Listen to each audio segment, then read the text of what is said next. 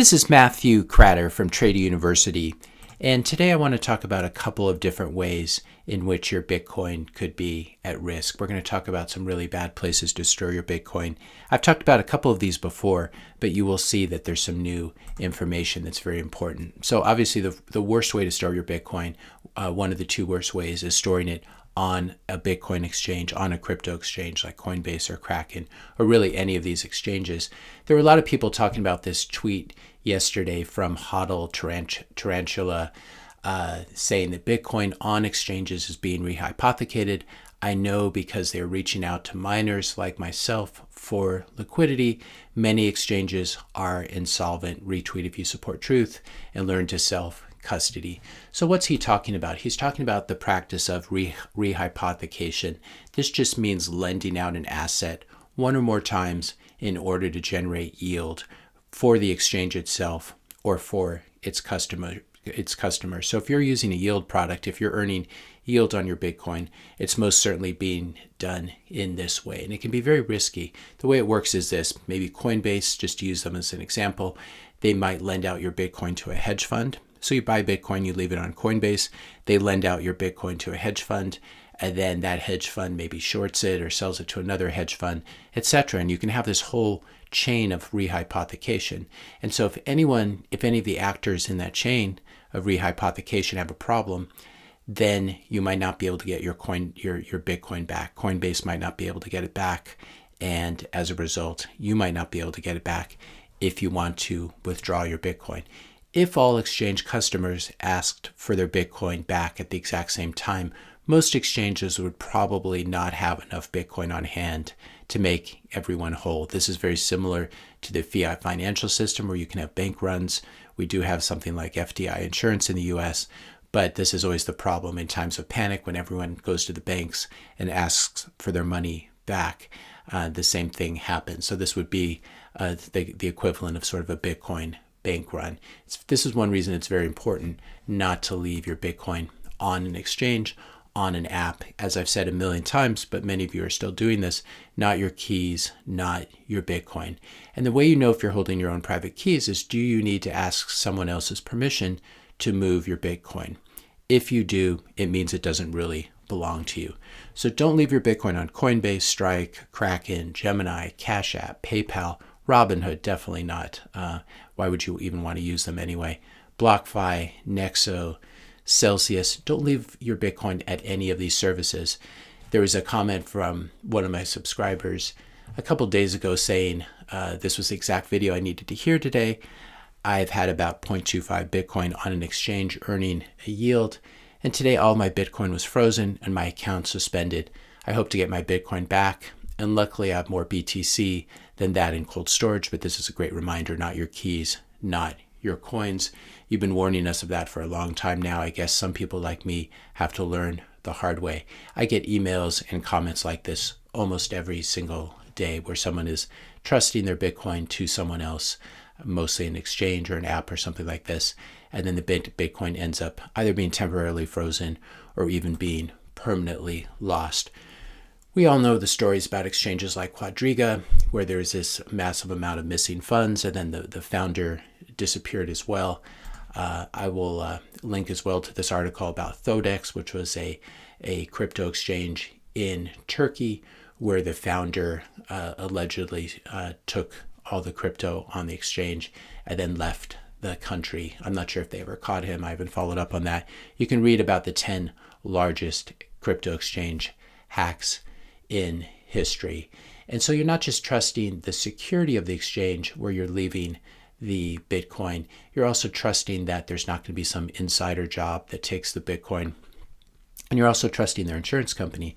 If they don't have enough insurance, and these exchanges, they never carry enough to make everyone whole.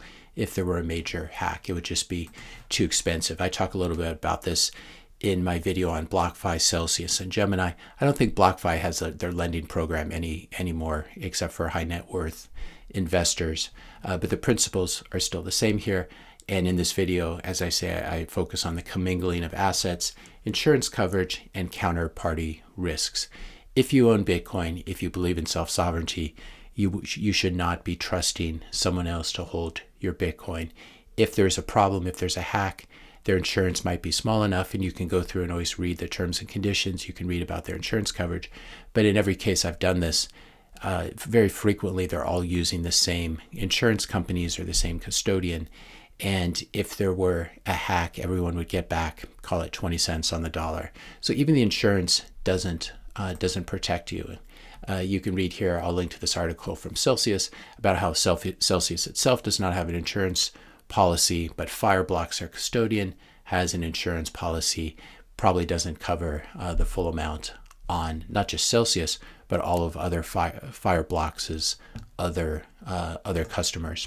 So that's the worst way to store Bitcoin. If you're storing Bitcoin on an exchange, you need to get a hardware wallet, withdraw that Bitcoin from the exchange and hold it yourself. Your hardware wallet will hold your private keys securely and offline. Now, some of you are still using paper wallets, which is an outdated technology. We're not talking here about a paper backup of your hardware wallet recovery seed, that 12 words or 24 words. What we're talking about is an outdated way of storing Bitcoin that looks like this. And whenever I do a video, I get so many emails and comments saying paper wallets are actually a great way of doing it. They're very secure, etc. This is just not true. This is a technology that was used very early on in, call it 2011, 2012, 2013. And the idea was you would have two QR codes here. And so one QR code would correspond to the Bitcoin address right here, which is what the where your Bitcoin was being held. And then the private keys would be over here. And you'd have a QR code for each of them. And you could scan them into an app or into some other form of software. Now, the problem with this, obviously, is your private keys are out here in the open. They can be seen. You got to store this piece of paper very carefully. But the other problem is that there's just to construct one of these is very difficult, and to do it in a sophisticated way where you don't open yourself up to attack.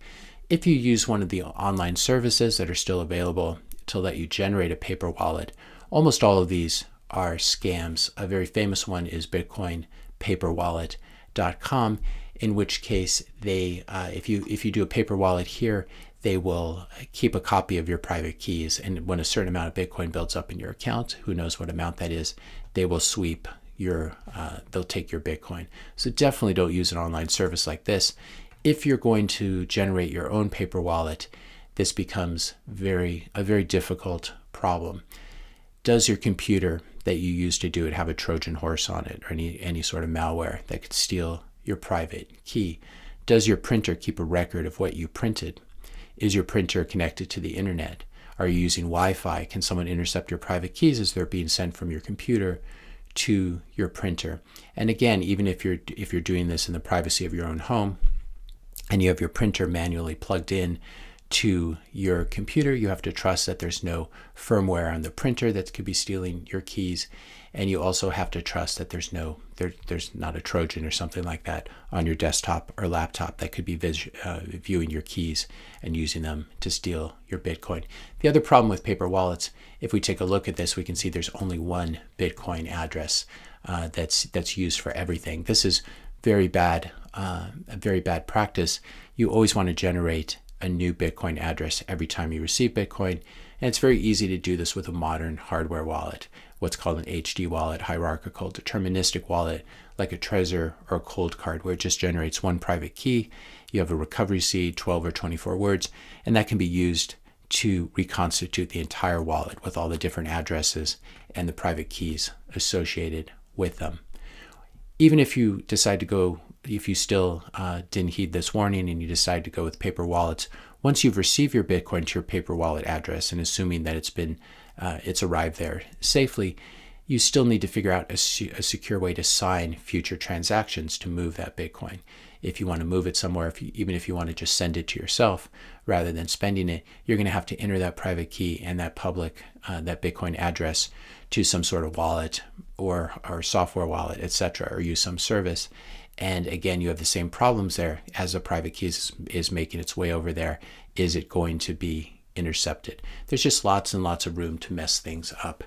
Even if you store this piece of paper, this paper wallet, in a very secure way, maybe you laminate it and you put it in a fireproof safe, the real problem is when you interact with it, you open yourself up to huge, huge risks. And even if you have just a small amount of Bitcoin, let's say you have 0.1 Bitcoin, if Bitcoin ends up hitting, as I think it will, it ends up hitting $10 million per Bitcoin, that's going to be $1 million that you have to worry about. And you're going to be sitting there with your paper wallet and $1 million on it and just praying that you don't screw things up. And as Bitcoin's price goes up, obviously the incentive for hackers and thieves goes up as well, and it will become worthwhile to them to steal not just one Bitcoin, but even to steal a small fraction of Bitcoin. So the right place to store your Bitcoin, the modern way of doing it, is to use a hardware wallet. I like the Trezor for complete beginners. If you want a little more advanced solution that's really, really cool and is Bitcoin only, I recommend the Cold Card. I'll link to both of these below. I do talk about these different storage methods in these two videos as well that I will link to. This video will show you how to buy Bitcoin and withdraw it and hold it on a Trezor wallet. I also talk about the best practices for storing small and medium amounts of Bitcoin in this video, as well as storing large amounts of Bitcoin, in which case you want to use something called Multisig, where it requires multiple signatures, say 2 out of 3 or 3 out of 5 signatures to move your Bitcoin. And you'll be storing these private keys that do the signatures on multiple devices, which themselves are backed up. I go into a lot of depth about this in my paid course, the Ultimate course, the Ultimate Guide to Bitcoin, where I teach you how to set up your own Bitcoin node, how to create a wallet that will work with your Bitcoin node, how to link your hardware wallet, whether it's a Trezor or a Cold Card, to your node, and also how to build your own multi-sig vault. This is definitely the most secure way of doing it, where you use multiple hardware wallets from multiple vendors and you set it all up. I also, in this course, I teach you how to buy Bitcoin anonymously and without KYC. I also talk about coin joining and how to best spending practices, how to keep your Bitcoin anonymous, and how to coin join it after you buy it or before you spend it. So if you really want to go in depth and you've already watched all of my YouTube videos, I suggest you check out this paid course. It's hours and hours of video. And if you're on your way to becoming a serious Bitcoiner, it would make sense to invest the time and money in learning how to do this the right way. I try to cover a lot of this on my YouTube channel, but it can get very complex. And some of these topics as well, the current platform doesn't like me to talk about. So for example, CoinJoin would be an example of that. So be sure to check out this course if you're interested. I'll put a link in the description notes below. But whatever you do, get your Bitcoin off of your paper wallet, get your Bitcoin off the exchanges, and hold it on a Trezor or a Cold Card. That's something you can do on your own, even without watching my paid course. If you found this video helpful, be sure to hit that subscribe and like buttons. Hit the notification bell if you want to be notified when I publish my next video. And let me know your questions and comments in the comment section below. Thanks a lot for watching, and I'll see you in the next video.